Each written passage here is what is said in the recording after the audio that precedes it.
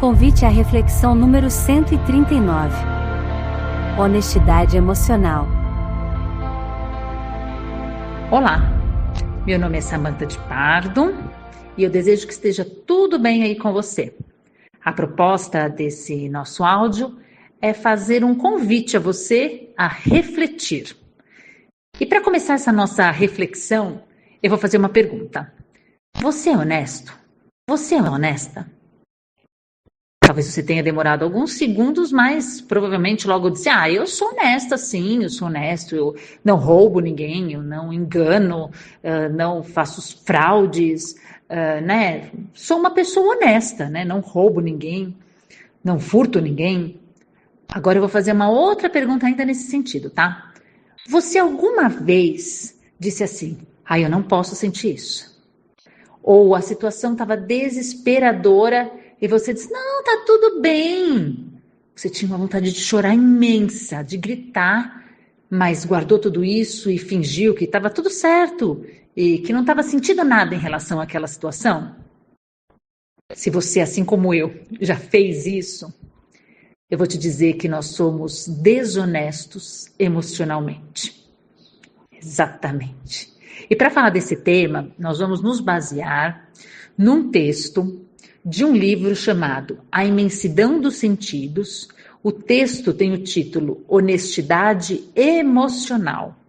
Esse livro, ele foi psicografado por Francisco do Espírito Santo Neto, ditado pelo Espírito Hamed. Então, convido você a fazer essa leitura depois na íntegra, que é o texto base do que a gente vai conversar hoje aqui. Bom, quantos de nós já não fez isso, né? Guardou lá o choro, a raiva e falou, não, tá tudo bem. Nós não fomos honestos com nós mesmos nesse momento, tá? E vai ser muito importante a gente conversar sobre isso. Bom, primeiro, para a gente começar a entender sobre esses sentimentos, sobre tudo isso, a gente precisa fazer algumas definições, combinado? Para você poder refletir dentro aí de algumas definições. Então, a gente vai fazer primeiro a separação entre sensação, sentimento e emoção. Será que é tudo a mesma coisa? Ou às vezes a gente faz um bololô com tudo isso?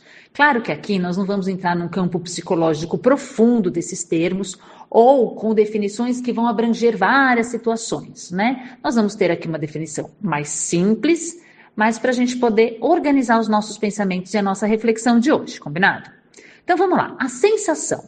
A sensação, ela está ligada aos órgãos do sentido, então está ligada ao sistema sensorial, tá? Lembrando do sistema sensorial que a gente tem, principalmente ali o tato, já nem é mais falar do tato, mas vamos continuar com essa terminologia. Então, ele é externo, a sensação ela é rápida e ela tem um baixo nível de elaboração. Então, por exemplo, eu estou num parque e eu tenho a sensação de frio. Né? Aquele ventinho, aquela brisa me dá uma sensação de frio. E essa sensação o outro pode perceber, né? Eu vou estar arrepiada, alguma coisa assim, ele percebe essa minha sensação. Então a sensação tem a ver com órgãos do sentido, combinado? Agora vamos lá para o sentimento. Então, enquanto a sensação está lá no órgão do sentido, o sentimento ele vai ser a nível cerebral, tá? Sistema límbico, neocórtex, então ele é um processo, agora a gente já tá, bom, se ele é cerebral, tudo isso, ele é um processo mais interno. E ao contrário da sensação que passa rápido, o sentimento ele é mais duradouro e ele é subjetivo, tá? A gente vai ver um pouquinho mais para frente por quê? Já adiantando, porque ele vai estar ligado, esse sentimento, a lembranças, experiências, crenças, né? Então, aquele mesmo par que está naquele mesmo parque pode despertar em mim um sentimento e na outra pessoa que está no mesmo parque, um outro sentimento. Né? Então, por exemplo, se eu tive uma experiência, se eu me lembro de uma experiência negativa que eu tive num parque onde eu fui assaltado ou sofri algum tipo de agressão, o meu sentimento naquele parque será um sentimento ruim. Agora, se alguém naquele mesmo parque deu um primeiro beijo no grande amor da sua vida, sentimento que ele vai ter quando estiver, né, a lembrança, a experiência que ele vai resgatar daquele parque será algo positivo. Por isso que nós dizemos que o sentimento é subjetivo, né? E a gente vive julgando os outros pelos sentimentos, né? Ele devia sentir isso, ele não devia sentir aquilo. Mas aí a gente vai ver que cada um carrega aí o seu mapa, e a sua forma e as suas experiências são determinantes para o sentimento que a gente vai ter naquele momento. E o sentimento, lembra que eu falei que a sensação o outro vai perceber? O sentimento pode ser que ninguém perceba. Que você está naquele ambiente com um sentimento extremamente negativo, mas disfarçando exatamente para ninguém perceber. Porque lembra que eu disse, o sentimento ele é muito interno, né? E ele é duradouro. Agora vamos ver as emoções? A emoção, então vamos lá. Sensação foi órgão do sentido, sentimento, nível cerebral, e as emoções serão reações mais orgânicas, né? Então, vai, por exemplo, o suor, a pupila dilatando, o choro. Então, ele vai ser interno e externo. A emoção geralmente é de curta duração e os outros conseguem perceber mais facilmente, né?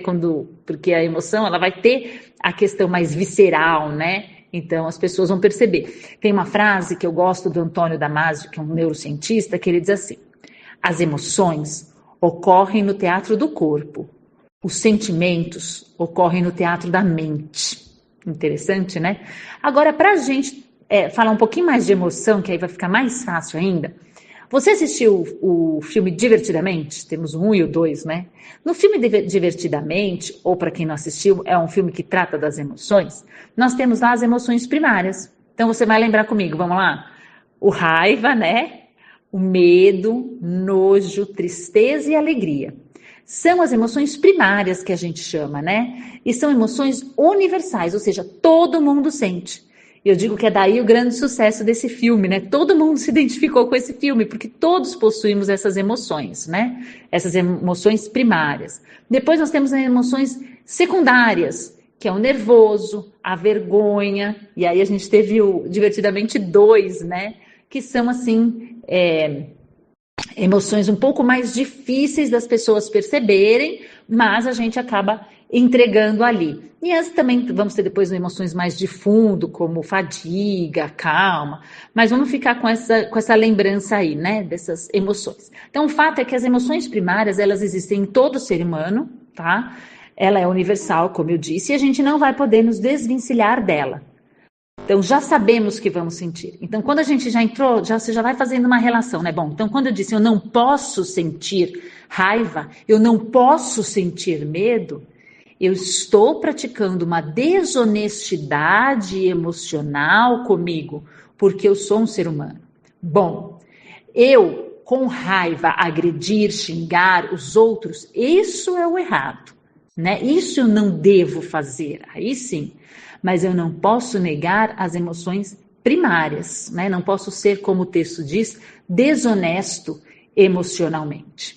Tá legal? Então a gente já organizou um pouquinho, sensação, sentimento e emoção, né? Ainda no texto ele diz assim que a área emocional da nossa vida, ela é responsável por quem nós somos, pelas nossas atitudes, né? Pelo nosso amadurecimento. Como nós vamos lidar com essas emoções vai definir se nós vamos crescer, nos desenvolver, amadurecer de melhor forma ou não. Daí a importância desse texto, dessa nossa conversa, né? Para a gente poder ser honesto, que a gente seja honesto com as nossas emoções, porque elas vão direcionar tudo quase praticamente na nossa vida, né? Então, nós vamos também agora elaborar com vocês um processo de como as nossas atitudes acontecem. Então, como eu disse, né? Numa desonestidade emocional, a gente impede que a nossa reação de determinada forma, tá? Então, a gente quer domar a nossa atitude. Então, a gente finge que não está sentindo aquilo e age como se fosse todo mundo anjinho, ser de luz, flutuando, né? E aí isso não é positivo e a gente vai ver por quê. Né? Então, como acontece o processo aqui? Esse processo que eu vou descrever para vocês, o professor Alírio de Cerqueira Filho traz de forma bastante clara quando ele trabalha no livro dele sobre ansiedade e espiritismo, tá? Então, vamos lá. Ele diz assim, o pensamento, né, é um esquema, é a forma que a gente processa as informações. Lembra que eu falei, né? Tudo que a gente já viveu, tudo que a gente já sentiu, as nossas sensações, as nossas emoções. Então, o pensamento ele vai elaborar, é um esquema, né? A gente fala em esquema cognitivo, onde a gente processa tudo que a gente já viveu.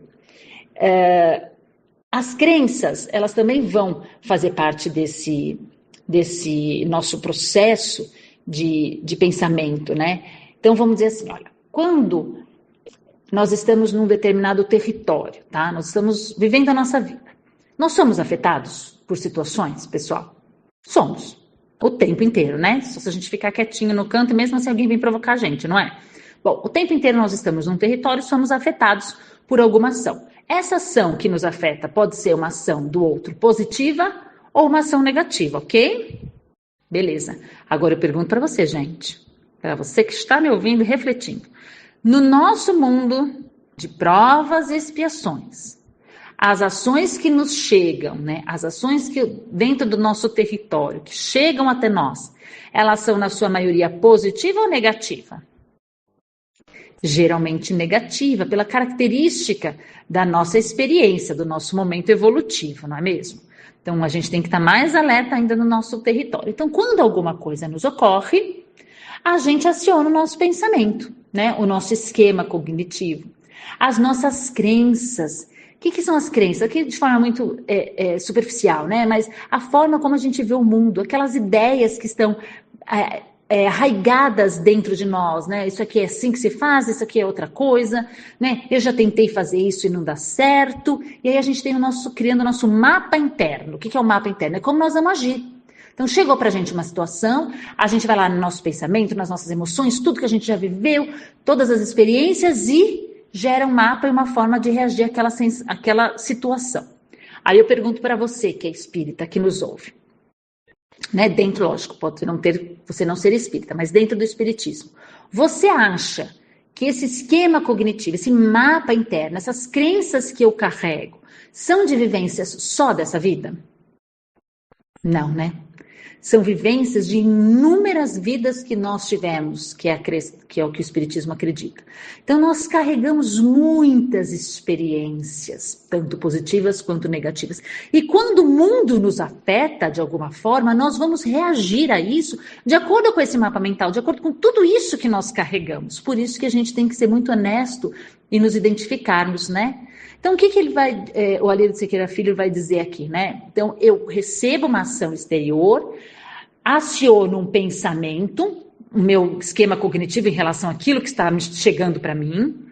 Isso vai gerar em mim um sentimento. Aqui nós podemos ter o caminho inverso também, tá? Um sentimento gera um pensamento, mas vamos num caminho só numa mão para a gente não fazer o processo muito complexo, tá? Então, vamos lá. Recebi uma ação do meu externo, negativa, vamos dizer isso. Acionou lá o meu esquema cognitivo. Ah, já passei por isso, já vi como que é isso, né? Já tive essa experiência antes. Isso vai gerar em mim um sentimento. Pode ser positivo ou negativo. Como aqui a gente está falando de experiências negativas, lembra que eu falei? Que o sentimento vai despertar lá, baseado em lembranças, experiências e crenças. Então, vai acionar lá um sentimento. Esse meu sentimento, ele vai gerar um estado emocional. O que é um estado emocional? É o sentimento, que a gente diz que acontece lá no cérebro, mais a sensação visceral. Lembra das emoções? A raiva, a tristeza, a pupila dilatada, o choro, tudo isso. Então, eu vou ter um estado emocional que vai ser o sentimento que aquela situação que me acontece gerou, mais uma sensação visceral. Se eu estou falando que isso vai gerar algo físico em mim, eu vou ter um estado fisiológico, que é o próximo passo, de saúde ou doença. Concorda? Então, vamos lá. Se eu tenho um sentimento negativo, eu vou ter um estado emocional, sentimento mais sensação visceral, negativa, e vou ter um estado fisiológico de saúde ou doença? Doença. De outra forma, se eu tiver um sentimento positivo, eu vou ter um estado emocional, ou um sentimento e sensação visceral positivo, você tem um estado fisiológico de saúde ou doença? De saúde. E esse estado vai me gerar um comportamento que vai me gerar uma atitude. Estou explicando esse processo para que a gente entenda o quanto nós precisamos identificar o que sentimos. Porque ele vai ser responsável pelos nossos pensamentos, pelas nossas crenças, pelo nosso comportamento e por nossa atitude. Enquanto nós mascararmos ou sermos desonestos com o que estamos sentindo, né, com as nossas emoções, nós não vamos ter nem saúde, nem desenvolvimento espírito e emocional. O mesmo professor Alírio de Siqueira Filho, ele vem dizer que existe um processo para a gente identificar esse sentimento, né?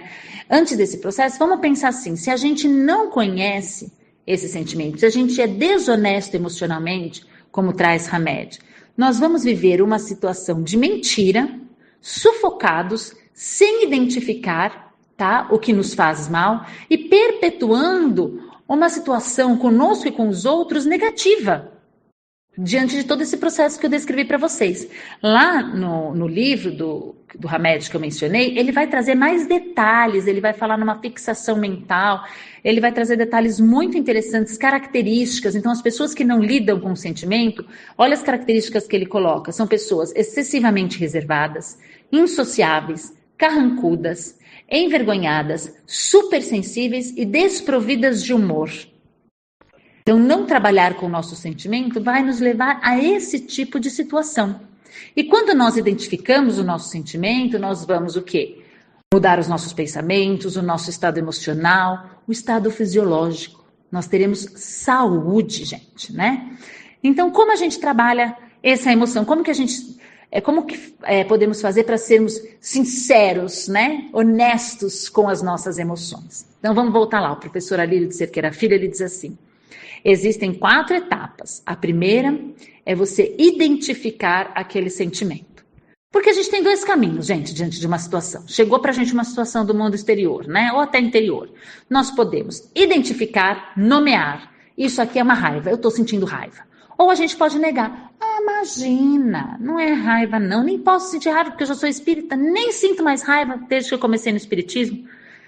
Se a gente negar, entra em todo o processo que eu disse que está descrito lá no Hamed, com mais detalhes que vale a pena você dar uma olhadinha, né? E aí o que vai acontecer, né? Nós vamos permitir que essas emoções nos controlem, né? Controle as nossas atitudes. Olha que grave. Imagine você permitir que a raiva te controle todo momento, porque você não a identifica.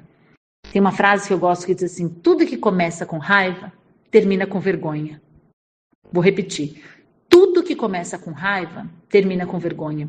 Então, antes de você ter uma atitude, identifique que sentimento está te dominando. Se for raiva, não faça, não fale, porque você vai se envergonhar depois, né? Quantas experiências nós já tivemos nesse sentido? Bom, então, posso identificar ou negar. A nossa proposta da reflexão de hoje é identificar e parar de negar os nossos sentimentos, as nossas emoções. Então, eu identifiquei, estou com raiva. Realmente, eu estou com raiva. Aí eu identifico, aí eu aceito, ou seja, né, eu identifico, aceito realmente, é raiva isso, e eu recebo essa raiva, tudo bem sentir raiva. Porque o aceitar, ele vai contra ali o negar, né? Então, eu estou sentindo raiva. Aí eu vou fazer um processo que ele chama de desidentificação. O que é isso? Ô, Samantha, mas você falou identificar, agora desidentificar? Então vamos melhorar isso. Primeiro eu aceito, identifico / aceito aquela emoção, aquela raiva. Vamos falar de raiva? Então vamos lá, de raiva. Aí eu vou desidentificar. O que é? Eu estou com raiva, mas eu não sou uma pessoa raivosa. Por que eu não sou raivosa? Porque eu sou luz, eu sou filha de Deus, a minha origem é divina, né? Filho de peixe, peixinho é, filho de Deus, Deusinho é. Então eu possuo a luz divina em mim e no meu processo de evolução eu vou retirando o que não me permite ser luz. Então a minha origem é luz. Então eu estou com raiva, mas eu não sou raivosa. Essa é a desidentificação. É a observação de nós mesmos com amor, com carinho. Assim como a gente não é convidado a olhar a ação do outro com amor e com carinho, também somos convidados a olhar as nossas atitudes com amor e carinho. Aqui eu não estou falando de permissividade, eu estou falando de observação amorosa. Então eu digo, foi um ato de raiva, mas eu não sou raivosa. Eu sou luz, eu sou filha de Deus, então eu tenho que pegar essa raiva e transmutá-la em alguma coisa. Então, até energeticamente falando, né? Se eu sentir raiva, sentiu. Isso me dá o direito de brigar e agredir o outro? Não. Eu ter raiva é honesto. Desonesto é utilizar a raiva para agredir os outros. Então, se eu tenho a raiva, eu identifico, aí eu vou tomar alguma atitude, eu vou fazer uma yoga, eu vou pintar um quadro, eu vou fazer uma terapia, eu não sei o que, né? Porque aí cada um vai trabalhar e transmutar ele de alguma forma específica, né? Mas não me dá o direito de ser agressivo, né? De agredir as outras pessoas. Então, eu identifiquei, eu aceitei, eu desidentifiquei, fiz uma observação amorosa e eu vou transmutar. Essa transmutação, como eu disse, pode ser nesse nível energético, de ação mesmo, de você extravasar de outra forma, ou transmutá-la, voltando e ressignificando o acontecido. Peraí, por que eu fiquei com tanta raiva? Sabe por quê? Porque eu sou orgulhosa. Porque eu achei que podia falar aquilo para qualquer um, menos para mim, que sou tão linda, maravilhosa, tão esforçada. Então aí eu vou lá, busco a origem desse sentimento raiva. Talvez, e muito provavelmente, eu vou associá-la ao meu orgulho e minha vaidade. E aí eu falo, Samantha, não adianta, eu não posso ter raiva. Eu tenho que trabalhar o orgulho. Se eu trabalhar a humildade, eu não vou sentir raiva naquela situação. A hora que essa situação, né, que esse território, essa ação no território acontecer para mim, o meu esquema cognitivo vai ser diferente, vai ser de mais humildade, consequentemente meu sentimento será diferente, a minha emoção diferente, o meu estado, e aí a gente vai mudando. Compreendemos a importância da nossa honestidade com o nosso sentimento? Agora eu volto a perguntar, né? Você realmente é honesto com a sua emoção? Você é honesto emocionalmente? Se não, que tal a gente começar? Podemos ouvir novamente esse áudio, anotar alguns objetivos, algumas coisas que pretendemos fazer, anotarmos e nos comprometermos com uma autoobservação um pouco mais rigorosa das nossas atitudes e parar de cercear no sentido de castrar emoções, mas no sentido de entendê-las com muito amor. Porque Hamed traz no final desse texto que a edificação da paz no reino interior se estabelece em nós definitivamente quando começarmos a cultivar a honestidade emocional em todas as nossas relações, com nós mesmos e com os outros. Espero que esse áudio acrescente a você. Com muito amor e muito carinho, eu me despeço.